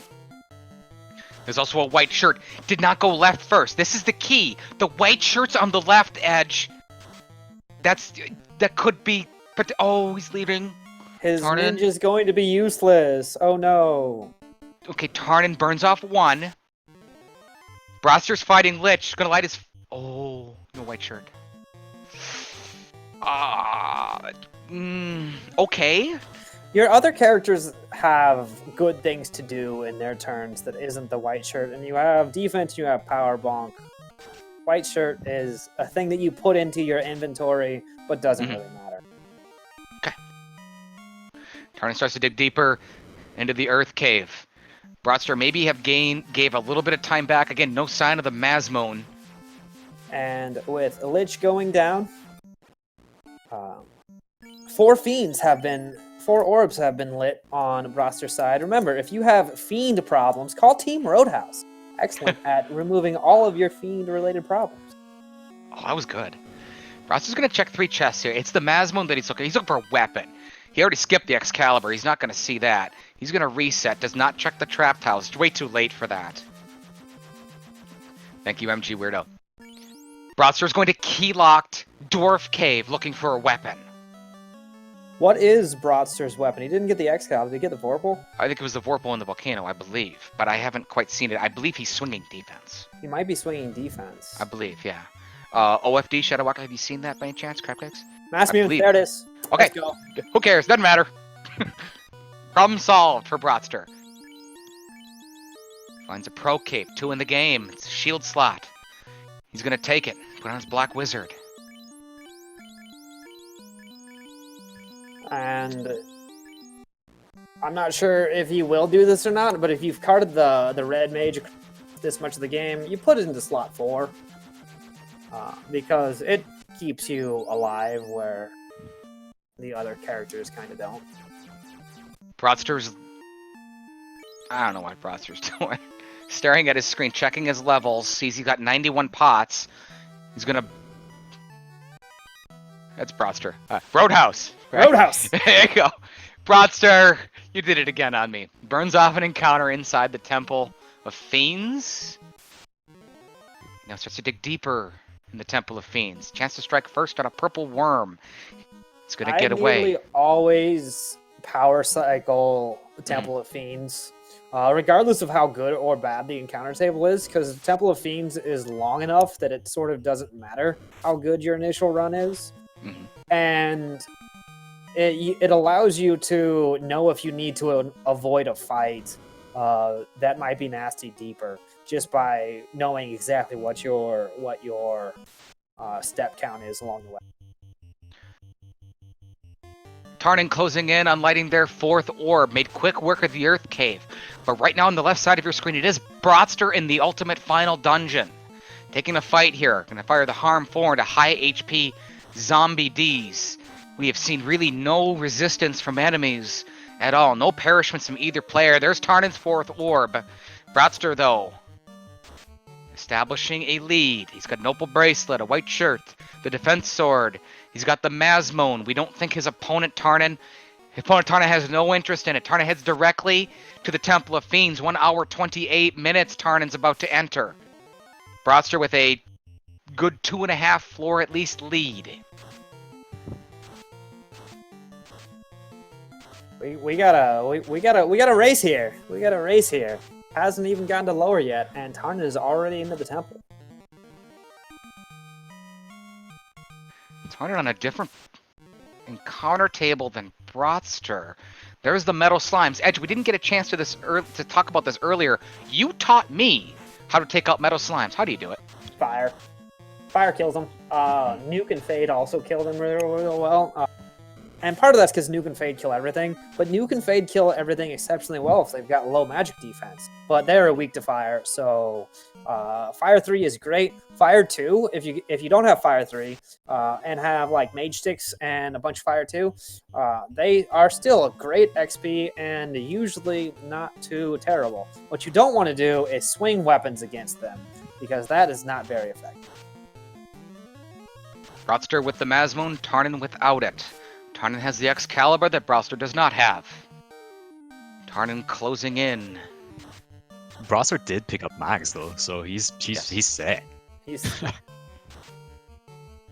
down to the temple and seeing what the temple has for us today. I predicted a 92-minute seed earlier on in the race room. We are close to that from these two players. That's level 29 for Broadster. He's on that Earth floor. Oh, Brott, please fire those guys. No. Please, Get away from... Yes, take the... Just get him off my screen, all right? Take the fight, but please fire 3, not lit 3. Just get him off my screen. Take that tasty experience. Come on. Could be level 3. He's gonna take it. Make a decision. I don't know why he's not using Fire 3 instead of Lightning 3, but those buggers are gone. That's this thing where he doesn't actually play outside of tournament matches, so he doesn't really care or necessarily know everything about every enemy in the game. Yeah, all of the members of Team Roadhouse are functionally retired. Most of us were competitive grinders. If you look at our SRL rankings, you'll see hundreds of games on each of us.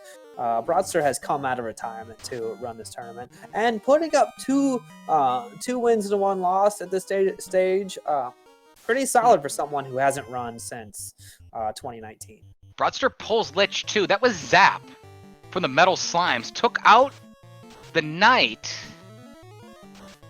Life 1 was available at level 4 Magic. It wasn't quite Life 2. Lich 2 is gone. Broadster moves on to the fire floor as Tarnin enters the earth floor. Tarnin is 1 floor behind. If this comes down to whichever one gets a crack and whacking, I'm going to be sorely disappointed. That's what Kraken does, though. It is, and even in vanilla, like even assuming that the randomizer messes with JRPG stats, which I could go on for hours just about that fact. But even in vanilla, Kraken just point at a character and say no, and there goes your run. Brottster has one of my favorite kinds of party members. The 1 HP thief is Heat shield. Tarnin's closing in. Tarnin's closed the gap. I would have expected you to prefer the 0 HP thief, Edge. 1 HP thieves have a really special place for me because they have a lot of the benefits of a thief, and also the benefits of being not a thief at the same time. Masmone strike from Brottster. 10 hits, 687. Carry 2 has been dispatched. Tarnin pulls carry 2. Brottster with the minimal lead. Tarnin closing the gap. Brottster hugging the wall. He's now on the air floor. Backed out of those 3 light warriors. Does he have that run that might get him all the way to chaos, and he might only have to take out the fiends? He does not. Now we see 2 major differences in that Tarnin's God did not get hit by fast before swinging, so that came into play, of course. But just swinging the X-Cal for 1 hit less with a much lower crit rate made a huge difference on that carry fight between Brott and Tarnin. Brottster is in the hallway preparing to fight Kraken. Uses the life, puts the ninja up top. Tarnin is through. Tarnin's on the same floor again. Does Tarnin have that run to close in and pull this fight as well? Not yet. 30 HP ninja in the front. It's Kraken 2 against Brottster. Brottster trying to save the world, trying to go to 3-1 here. Final Fantasy Randomizer 2020 Spring Tournament. Turn order for Brottster. Fast gets off. Ice 2 comes out from Kraken 2. He loses the ninja, but he gets the defense off and also a temper. We're going on to round 2. Brotts are going for the long game by using the defense sword first before starting to swing. I don't necessarily disagree with the decision, except the kind of parties that I run, yeah, not really what I usually do. Kraken's second spell's Lightning 2. Brottster storing up Banes, and he gets another temper. 5 hits for 45 damage from Kraken 2. 909 back from Brottster. Kraken's on his last tentacles. Brottster takes out Kraken 2. Kraken being ridiculously PG by hitting the knight for like not even triple digits here. This is beyond a nice Kraken. Tarnin taking on Kraken 2. There's the Ice 2. We know Lightning 2 is the second spell. Brottster runs into the Poogle special. Just steps away from Tiamat and the second to last boss. The Poogle special. So at this point in time, from what we've seen, it's going to come out to either encounter RNG or just Max being ridiculously better than Excal for late game fiends. You heard it from Artea right there. That is what I think as well. There's up a 29 and 30 for Brottster as he closes in. Another Poogle fight for Brottster. Can Tarnin bypass that? We know Tarnin is on a different encounter cycle. There's unrunnable Iron Goal. This could be a difference. Oh, Iron Goal without nuke. That is not something you want to see. Tarnin passes Brottster. It's a different encounter cycle. We saw that when they came in. Oh. Iron Goals have such ridiculously high defense. Great matchup. Tarnin gets a fast off against Tiamat. Attacks for 58. There's another fast. Dual fast shots. There's Ice 3 from Tiamat. Brottster gets another encounter before Tiamat 2. The lucky early on run. Good for Brott there. But right now, I don't even want to say any of that anymore. I don't know what Tarnin's going to get for encounters after Tiamat. Tiamat has hoping evasion. Brott won't, and it'll even out. Evasion and abs. 1 hit for 240 for Brottster. Tarnin's already found that out. Tarnin's adjusted to lock to lower Tiamat's evasion. Easy to hit. Easy to hit again as Tarnin attacks with that fasted ninja. 5 hits for 256. There's Caliber for $185. Brottster's making his adjustments. The main difference is Brottster is already hitting with essentially a temper and a half more than Tarnin is. That is about a 1 round advantage to Brottster on that front. However, it'll probably come down to just encounters after Tiamat for Tarnin, which in this case is nothing. Tarnin moves on, 136. Tarnin's through. Brottster's got to get this done. He's got to do it now. Tarnin has taken the lead. It was all about the power cycle that Tarnin didn't do, I believe. Meanwhile, the attention goes to the right side of your screen. Does Trash Island Fire Department come out on top? 1:36:08. Broadster's through. He's closing in. Gee. It's gonna depend on the fight, which at this point is. Oh no! What? Defense. What? Exit boss got hit by Broadster. This all goes to Tarnin. Broadster's made a huge mistake. This is Tarnin's game to win. Secret boss. So let's just take a minute to appreciate the fact that the randomizer actually adds a confirmation dialogue to exit. That instead of the base game where it's just you cast exit, you're screwed. There is a confirmation dialogue, and Brott just threw this game away by doing that.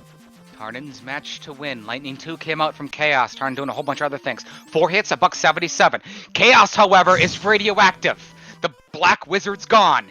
Great turn order as the heal 3 came out afterwards. We lost the Black. 426 from the Ninja. The Ninja's been fasted. Broadster re-enters the Temple of Fiends. Tarnin looking at the spell charges. Lots of heals, cure 4s, locks. Tarnin making the adjustments, playing the slow game. Chaos has evasion.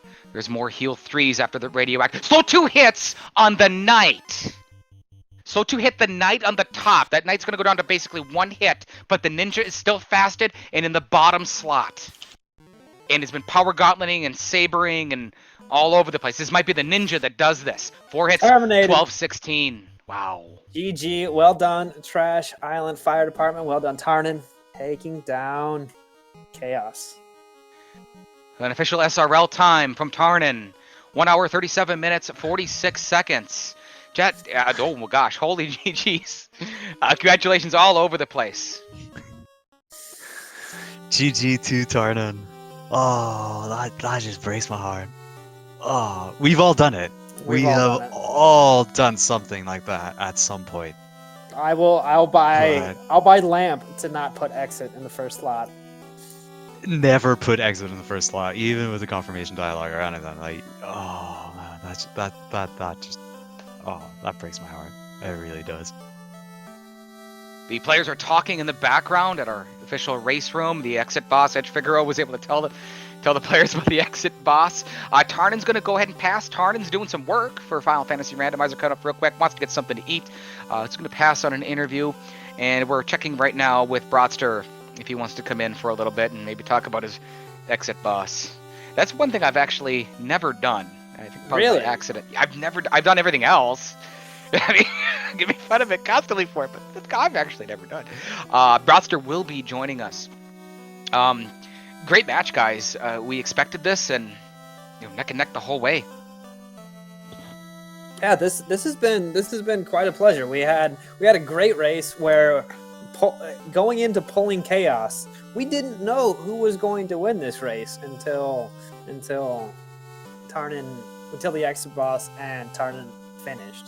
You got a few points during the course of the runs. No questions. No questions. No questions? No questions. None? Are you going to buy exit and put it in the first slot again at any point in time? Yes, okay. I'm going to. Every time, because I need to learn my lesson. Alright, so you have learned your lesson. That's good. Well, I learned my lesson 2 years ago, but when you don't play very often, you tend to forget things. Such as being precise on Chaos. How close were we? We must have been like side by side. You were on Sky first. You were on the Sky floor first, but you got those nasty encounters and the iron goals. He pulled a Tiamat first and was like 20 seconds ahead on pulling Chaos when you cast exit. So I had a 20-second lead. No, you were 20 seconds behind. Oh, you had a much higher than 20-second lead going into Topher, but your encounter table was completely different. And it added up to power. I meant to use the crappy encounter table through Earth and then just go through Chaos, and then I hit power instinctively instead of. Yeah, that kind of screwed you on the way down, and then you were legitimately like 15-20 seconds from a Chaos pull, except the main difference was you had a 3-man party with extra levels and you had mags. whereas Tarnin only had Excalibur. So you had, assuming that your Ginger was fasted, you had a 2-hit advantage there, which could have been enough. Yeah. But you put Exit in the first slot and decided to break my heart instead. Yeah, I'm a heartbreaker. It's true. Well, at least the chat got some lulls, probably some extreme oh my gods or something. This race, there wasn't very much that was fierce other than the Garland eating the ice 2s early. No runner had problems with any of the monsters. Except but it was incredibly close the entire I felt like race. the most common enemies had weight. Is weight tied to a group number? Is that how it works? No, it's just specific encounters. Get the unrunnable flaxate. Oh, okay, because it just seems like everything had weight. Well, there are so many unrunnable encounters in the base game to begin Yeah. with. They get shuffled. That's There's true. also certain encounter numbers that show up way more often than other encounter numbers, and if those encounters happen to roll unrunnable, you'll end up seeing lots of unrunnables, as if they go onto the more rare encounters. I just wanted to take away everyone's excitement of like a neck and neck race. Oh, it's neck and neck. Brott and Tarnin, and he casts Exit, and that's very anticlimactic. Oh, Broadster. Some hard numbers on this match for everyone. Tarnin was the first to get in the air, 26 minutes and change, 26 and a half. Broadster followed shortly thereafter at 29 minutes. The go mode was established first by Broadster, 119 and a half. Tarnin, 124 and a half. Broadster entered the Temple of Fiends Revisited originally 126.30. A 2-minute lead of Tarnin's entrance, 128.30. The encounter table was the difference that Artea talked about. Definitely was an Exit. I do have to ask, Brott, because I'm legitimately curious about this play. You wound up buying pro rings and then decided to go to pop. You didn't need money. You didn't need anything to go into Marsh, but you still decided to go spend some time in pop. Why? Because I'm silly. Fair enough. Honestly, I did it because I thought, for some reason, like I thought that the encounter table was bad at the beginning, like a lot of encounters, but there was that one run. So I thought maybe I can get a couple quick ones just to get a couple extra levels for Marsh in case it was bad. I was kind of gambling that the canal was in there. There's only 2 other chests to check in Dwarf Cave. So I did that. And I thought that since I had the pro rings there, I was like, I might as well just try it. It was definitely... There's a reason why no one does it, right? Well, that's the thing. I mean, at that point in time, I was going back. Absolutely in Marsh, but you had already bought the pro rings. You didn't need the money. That's more my question. Like, I don't play this game very often. That's my answer to pretty much any question you have for me, Artea, is I don't play this game very often. That's the answer. Fair enough. that play somewhat puts you 2 or 3 minutes behind, but it wasn't entirely bad, because I think one of the stories that happened over the course of the run is that you use the encounter table a little bit better to take advantage of it, and when you got to lighting your 3rd and 4th orb, you were neck and neck, and I think the reason that you made up that time is because you learned that you messed up what the encounter table was. You're like, oh, I have a really nice run, and that ended up saving you, bringing the game back to you. Yeah, I felt that I probably should have lost. Well, I didn't finish, but we were neck and neck. But I feel like I skipped a lot of chests. I gambled a lot when there was only 1 loose left. I thought, you know what, I'm going to check just the major areas. And then my thought process was to full clear sea and then full clear earth if it got to that point. And then go back to like ice cave, lower levels, the bits and pieces of sky that I didn't complete. I was just hoping that it wasn't there, you know? I mean, that's the way gambles work. You orphan some chests, and you pray that none of the orphan chests are progression, and if you do, great. And if you don't, well, you lose. Yeah. Coming for up sure.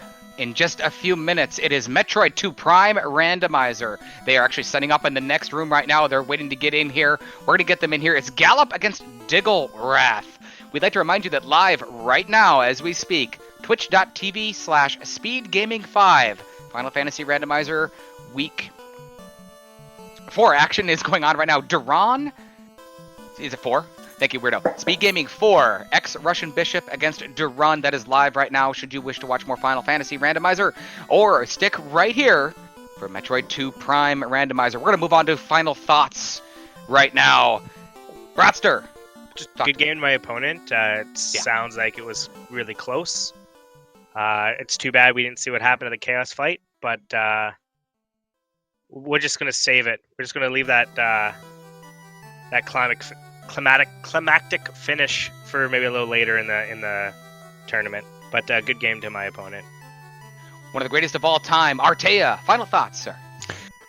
Final thought, heartbreaking exit cast, and an object lesson in why you don't put warp or exit in the first slot, even if there is confirmation dialogue to it. Oh man, that just breaks my heart. However, we did see a really cool race from both of these players. Different approaches to it, different party approaches as well. Either of which could have worked perfectly fine. Just encounters in Topher, just where the encounter table lined up, mixed with that really unfortunate exit cast. Edge Figaro, I listened to you for a year before I ever played this game, and I learned so much from you about animations, about inputs. You were able to touch a little bit about that. We finally got together. It took even longer than that before for us to get in the booth. Pleasure working with you, Edge. It has been marvelous. I never got to cast with you back in the day, and this has been a lot of fun. I haven't been as involved in Final Fantasy Randomizer, but it's been wonderful to cast with both you and Artea. This has been great. Go Roadhouse, and props to Trash Island Fire Department for pulling out the wind. Two amazing teams, two amazing runners, and some real legends on this. Quick shout out to High Spirits if you're in the chat. Roadhouse, you're in my comms next race, hopefully. And S4s, if you're around somewhere, or if someone gets this message to you, come calm. We miss you. Roadhouse. Speaking of Roadhouse, High Spirits, 3 p.m. Eastern Time, Sunday, April 12th, will be live right here on the Speed Gaming family of networks. He will take on the other half of the Willuminati, Will Bloodworth, the immortal Will Bloodworth. I can't wait to see that. For our winner, Tarnin, who's eating up and going to do work for Final Fantasy Randomizer, congratulations to you. For Brottster of Roadhouse, for Roadhouse's Edge Figaro, for one of the greatest of all time, Artea, I am the infectious Wilcleosis. We'd like to remind you to revive the power of the orbs.